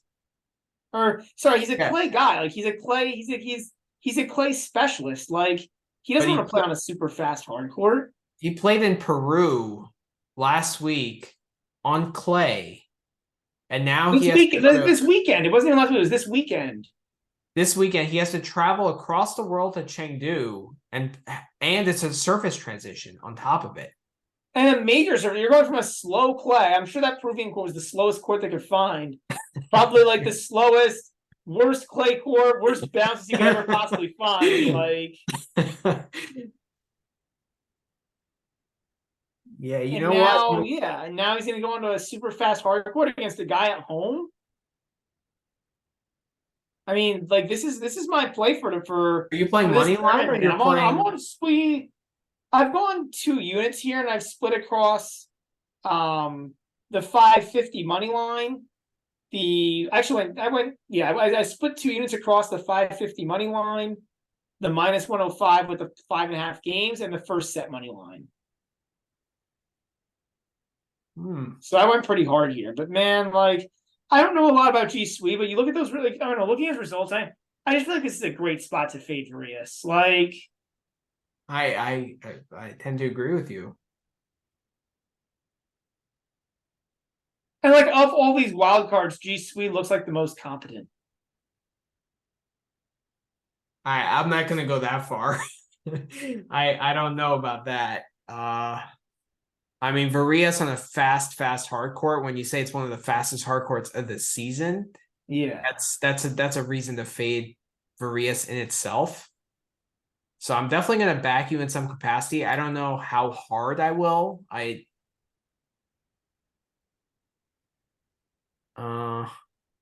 think I'm just going to go full match money line and +5.5. I get it. And to be completely honest about this, like I do think Varias will win this match.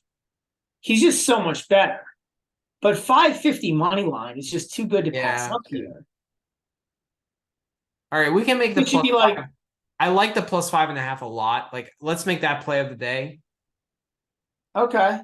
And it's not juiced, which is what I like. Like, if it was -135, I'd be probably but I mean, I love any pro sweep play here. Like, what about Sweet to win the set at +190? I'd rather have the first set at 340. I think 350. Because if he doesn't get the first, like, it's not like Varius is going to tire out. Like, that's not going to be the issue. Would you rather lay game or take the games or take the sets?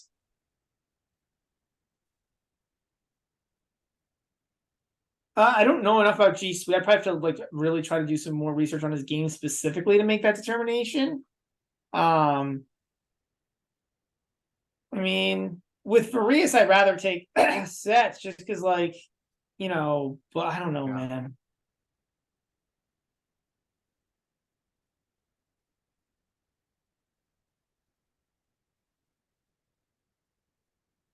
There's not even good data on him because a lot of these like I would rather take if we're doing a play of the day, I would rather take the +1.5 sets at +190, honestly.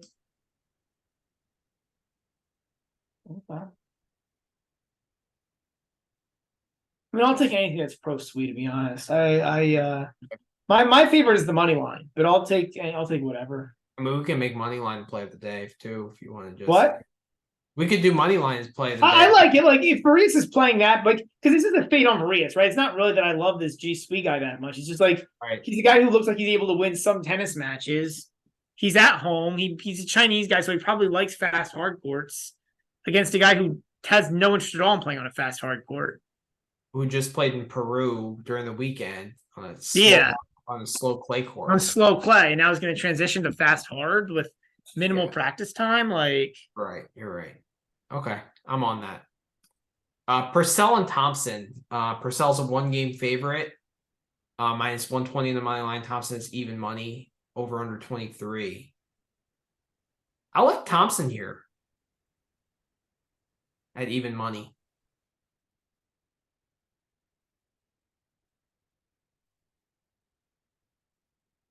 You said Purcell is hurt?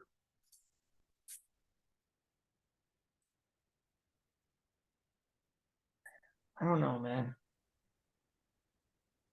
This is kind of a tricky match because, like, Purcell hasn't been good lately, but the last time we saw Thompson, he retired against Bodic at the U.S. Open. True. That's a good point. So I'm probably just going to stay away. And both these guys are coming from Davis Cup, right? True. Yeah. They were both there in Manchester. You know what? You're right. And the line doesn't seem that bad. Like, it seems like this.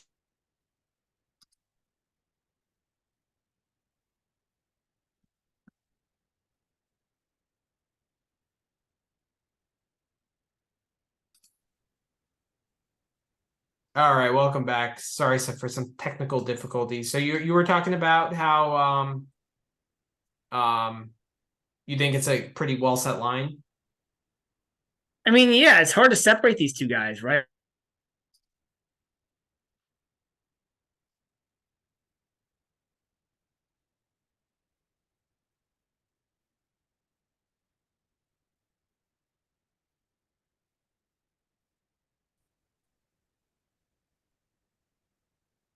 All right, now I think we're officially back.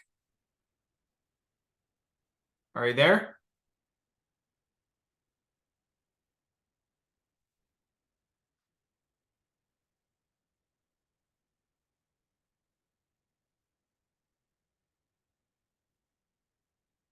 Can you hear me?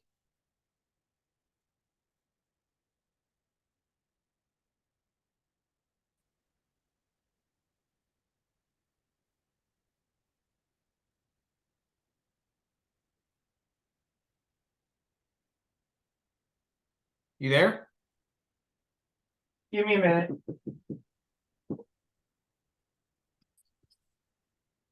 All right, welcome back. So Brad is on his phone now because of the technical difficulties, but we got a few more minutes. So we just want to preview these last couple matches. So you were talking about how the Purcell-Thompson match, you think it's pretty accurately set, right? I mean, yeah, I think Purcell would probably, it's probably a slight advantage to Purcell. I think he probably prefers a fast hard, whereas Thompson would probably prefer a fast grass. But like, yeah, I don't know. I don't see a whole lot else set. They're both on a travel spot. Both have had, recent struggles. It looked like Purcell might have been hurt. I'm not really sure. Thompson pulled out against Bodic at the US Open. So like, I don't know, man. I think this line is pretty decently Pretty set. well set. Okay. Yeah. All right. But Yeah. I could be convinced otherwise. I don't know. No, I was leaning Thompson just because he's a slight dog here. And I just thought Purcell might be a little bit hurt, but thanks for pointing out that that retirement that he had against Bodic. Like, yeah, he should be healed from that, but I don't know. I mean, Safiullin against Nakashima. This is one of my favorite plays of the day. I love Safiullin money line here at plus 115. So I've gone a different way with this. Okay. I've also gone for Safiullin. Okay. But I have gone the over 12.5, I believe, at minus 110 or something. Interesting. My thinking is that, like, even if Safiullin loses, I think he gets a set. And, like, is Safiullin really going to break Nakashima?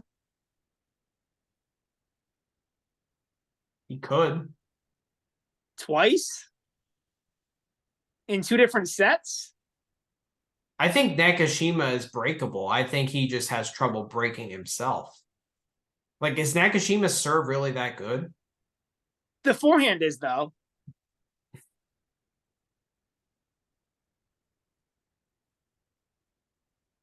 To me, I'm just on a pure Nakashima fade. Okay. I just don't like what I'm seeing from him. I just think he's so bad in return.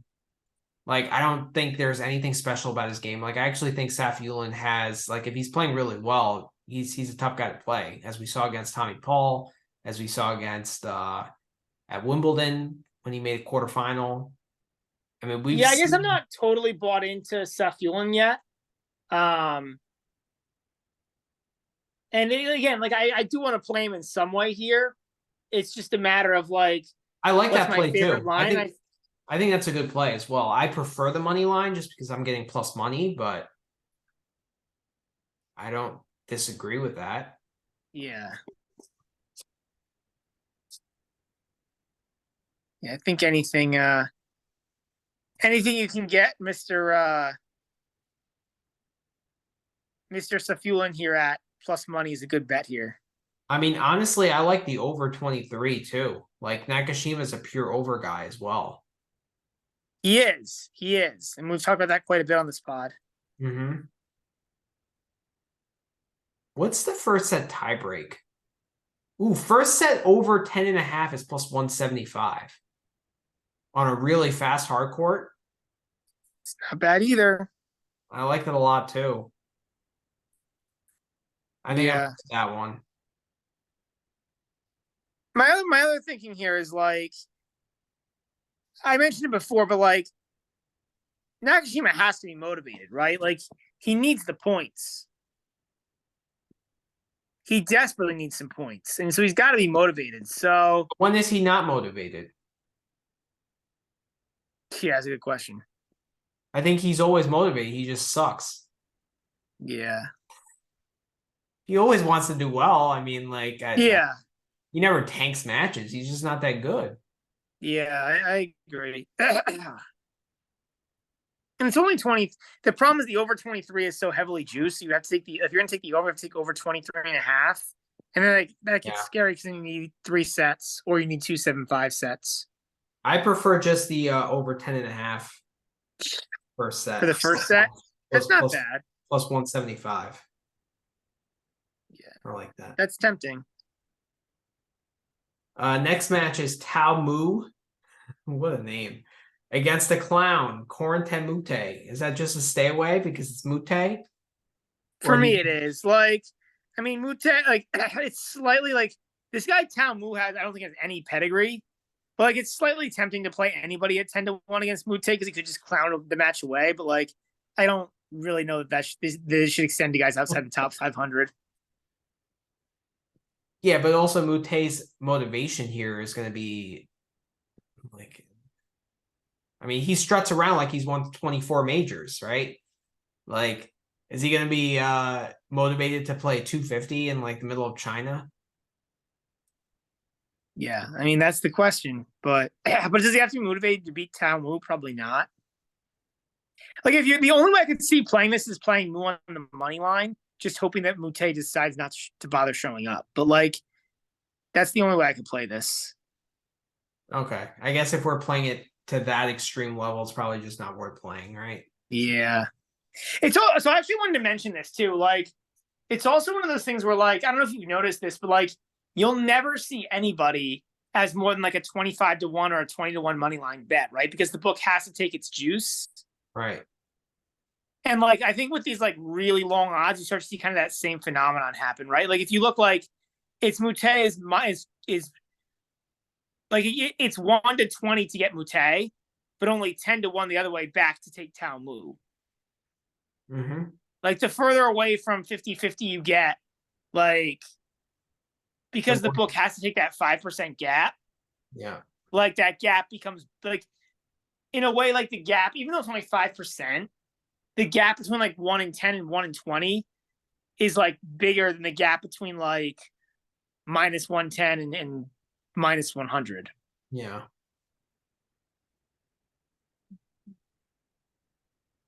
Yeah. I mean, there's no value in Moutet. No. Absolutely none, right? So, yeah. All right, next match is Taro Daniel against Alexander Vukic. So it's basically a pure pick'em. Daniel's actually a slight favorite, minus 120. Vukic is even money. Over under 23. I like Vukic here. I mean, I just don't like Vukic as a player. I just don't think he's very good. He doesn't win enough points on return. Yeah, I've called out for a month and a half now on the pod. Like, you don't like Vukic, but don't these conditions really favor him? Well, but the quick court should help Tar a little bit out too, right? Or don't you think so? But I think the serve plays up here. Like I think like It Vukovic did does. well in Atlanta, and like I feel like Atlanta is kind of similar to this. But did he really do that well in Atlanta, or did he just like luck out and luck box a bunch of tie breaks? That's what you and MP9 said. Like I think you need to show some level of decent form to force Fritz to a third set and like make a final of a decent field. I don't know. I tend to give him a little bit more credit than you guys do. I'm not just gonna say he scamped his way to a final. He's scammed. He's a scammer. I'm hitting Vukic money line. Yeah, I'm not on this. I'm staying away. All right, and then last match is Zizou Bergs against Dusan Lajovic. I think it's a stay away. I don't like betting Bergs because I think he has talent, but he just like has the worst tactics ever. Yeah, I agree. That. I completely back that take. Yeah, and like Lajovic is coming from Spain, right? He played Davis Cup, and he's like not as fun of a dog. Like I want to back Zizou here, but 120 is not a great price. No, it's not. I like 150. I would probably do it, but like 120 is no, thank you. The over is not a bad look here. Over 22.5. I just get scared playing overs because, like, again, over, you have to, like, do I trust either of these guys in this match? No. And so, like, an over is kind of trusting both guys, right? True. All right, so that does it. So let's recap. So bets of the day. Yeah. So going back to what was the first one we looked at? We looked at Zhuhai. Was it Zhuhai? Zhuhai, yep. Zhuhai, and like my only bet is Atmane or Atmane. I don't know how to say it, but and then on the money line, and then maybe Shang if I get some positive news on his injury. But those are the only two potential plays even for me. Manny, I know you have a bunch of other stuff. I have a bunch of other stuff. So I got Atmane plus 135 against Yoshi. I got Muller money line against Rinky. I got Vesely to win a set at a slightly better price than it is now. I got Shang plus 185 against Mackey, but like that's also contingent on what I hear about like from the Twitter guys on his injury. So that's really it in Zhuhai. And then what do we have in Chengdu? So here we have a little bit more. We have G Sui any way you like it. Or I think our play is the money line, but I'm splitting my unit across basically all the pro Sui bets. What is our play of the day going to be? I think the money line plus 550. Yeah. All right, let's go. A couple units, but if we hit, we make 11, Manny. That's true. It's very true. Okay, let's do it. All right. All right. We also like Rinderneck Rusabori money line against Rusabori. Yep. And then we like Safulan against Nakashima. Yeah. I like the money line. You like the over 12.5. But they're kind of the same idea, I think, really. Like, yeah. And then I like the over 10.5 at plus 175. Yeah, I gotta think about that a little bit more, but I like that bet too, actually. Okay. And I like the Vukic money line. You're staying away there. Yeah. But it's amazing. We actually have most of the same bets again on You do. Do you like do you want to play the Rinderneck money line against Rusabori's play of the day? Sure. Okay. So and then what about the Mane money line against Nishioka? You're not as confident on that one. Not as confident there. I'll probably I gotta look at I don't know. I gotta think about it. I'll let you know by tomorrow.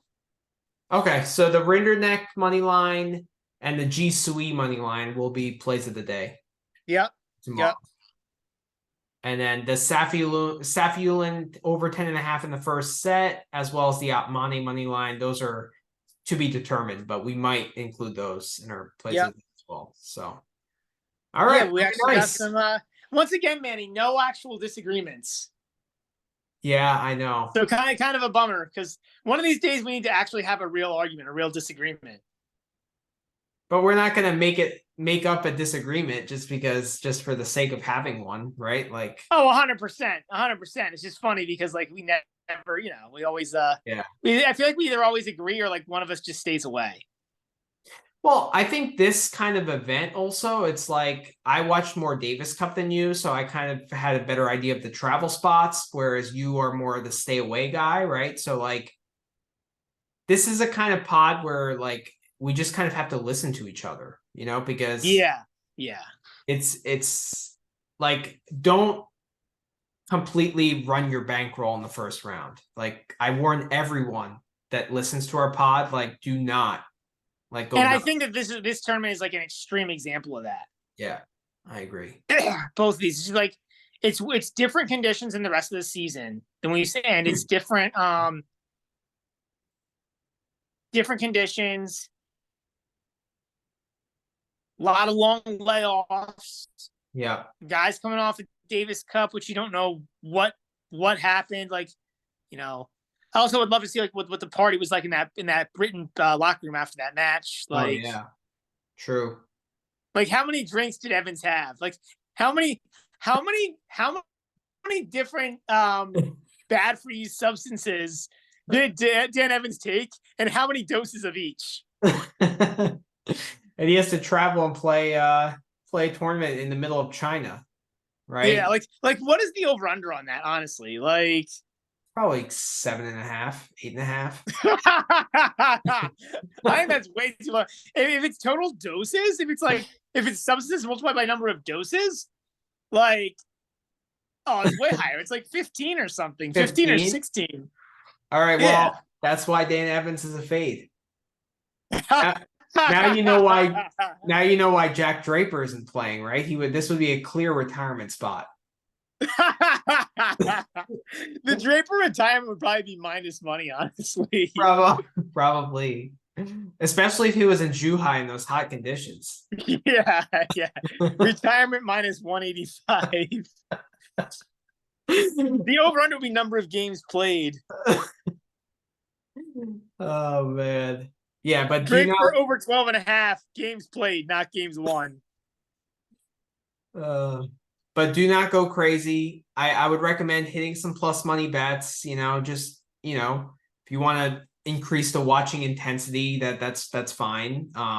Half unit bets are fine. But then like once we get to the quarterfinals, like we'll have an idea, right? Like, and I think that's when you can kind of get back to normal betting, right? Yeah. So. All right, everyone. So I don't know if we're going to be back this week. I'm in Vancouver for the Laver Cup. So I guess as those matches come out, maybe I'll post a video and like place some bets on those matches itself. I know you don't give a shit about that. Right? I will not be. I'm staunchly anti-Laver Cup. I go to Laver Cup every year. It's like also my way of seeing a different city every year, so I do enjoy it. I've never been to. So here's a disagreement. We have a disagreement about Laver Cup. Yes, we sure do. Hard disagreement about Laver Cup.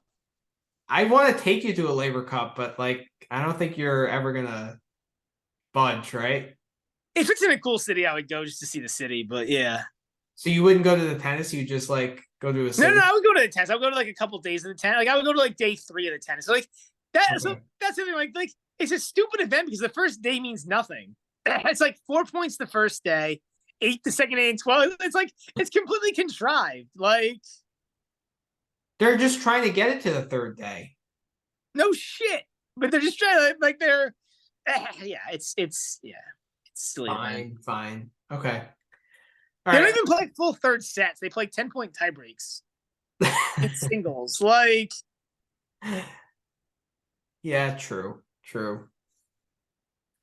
I don't know. I've had one bad experience at the Laver Cup. That was Boston in 2021 because the Team Europe just destroyed them.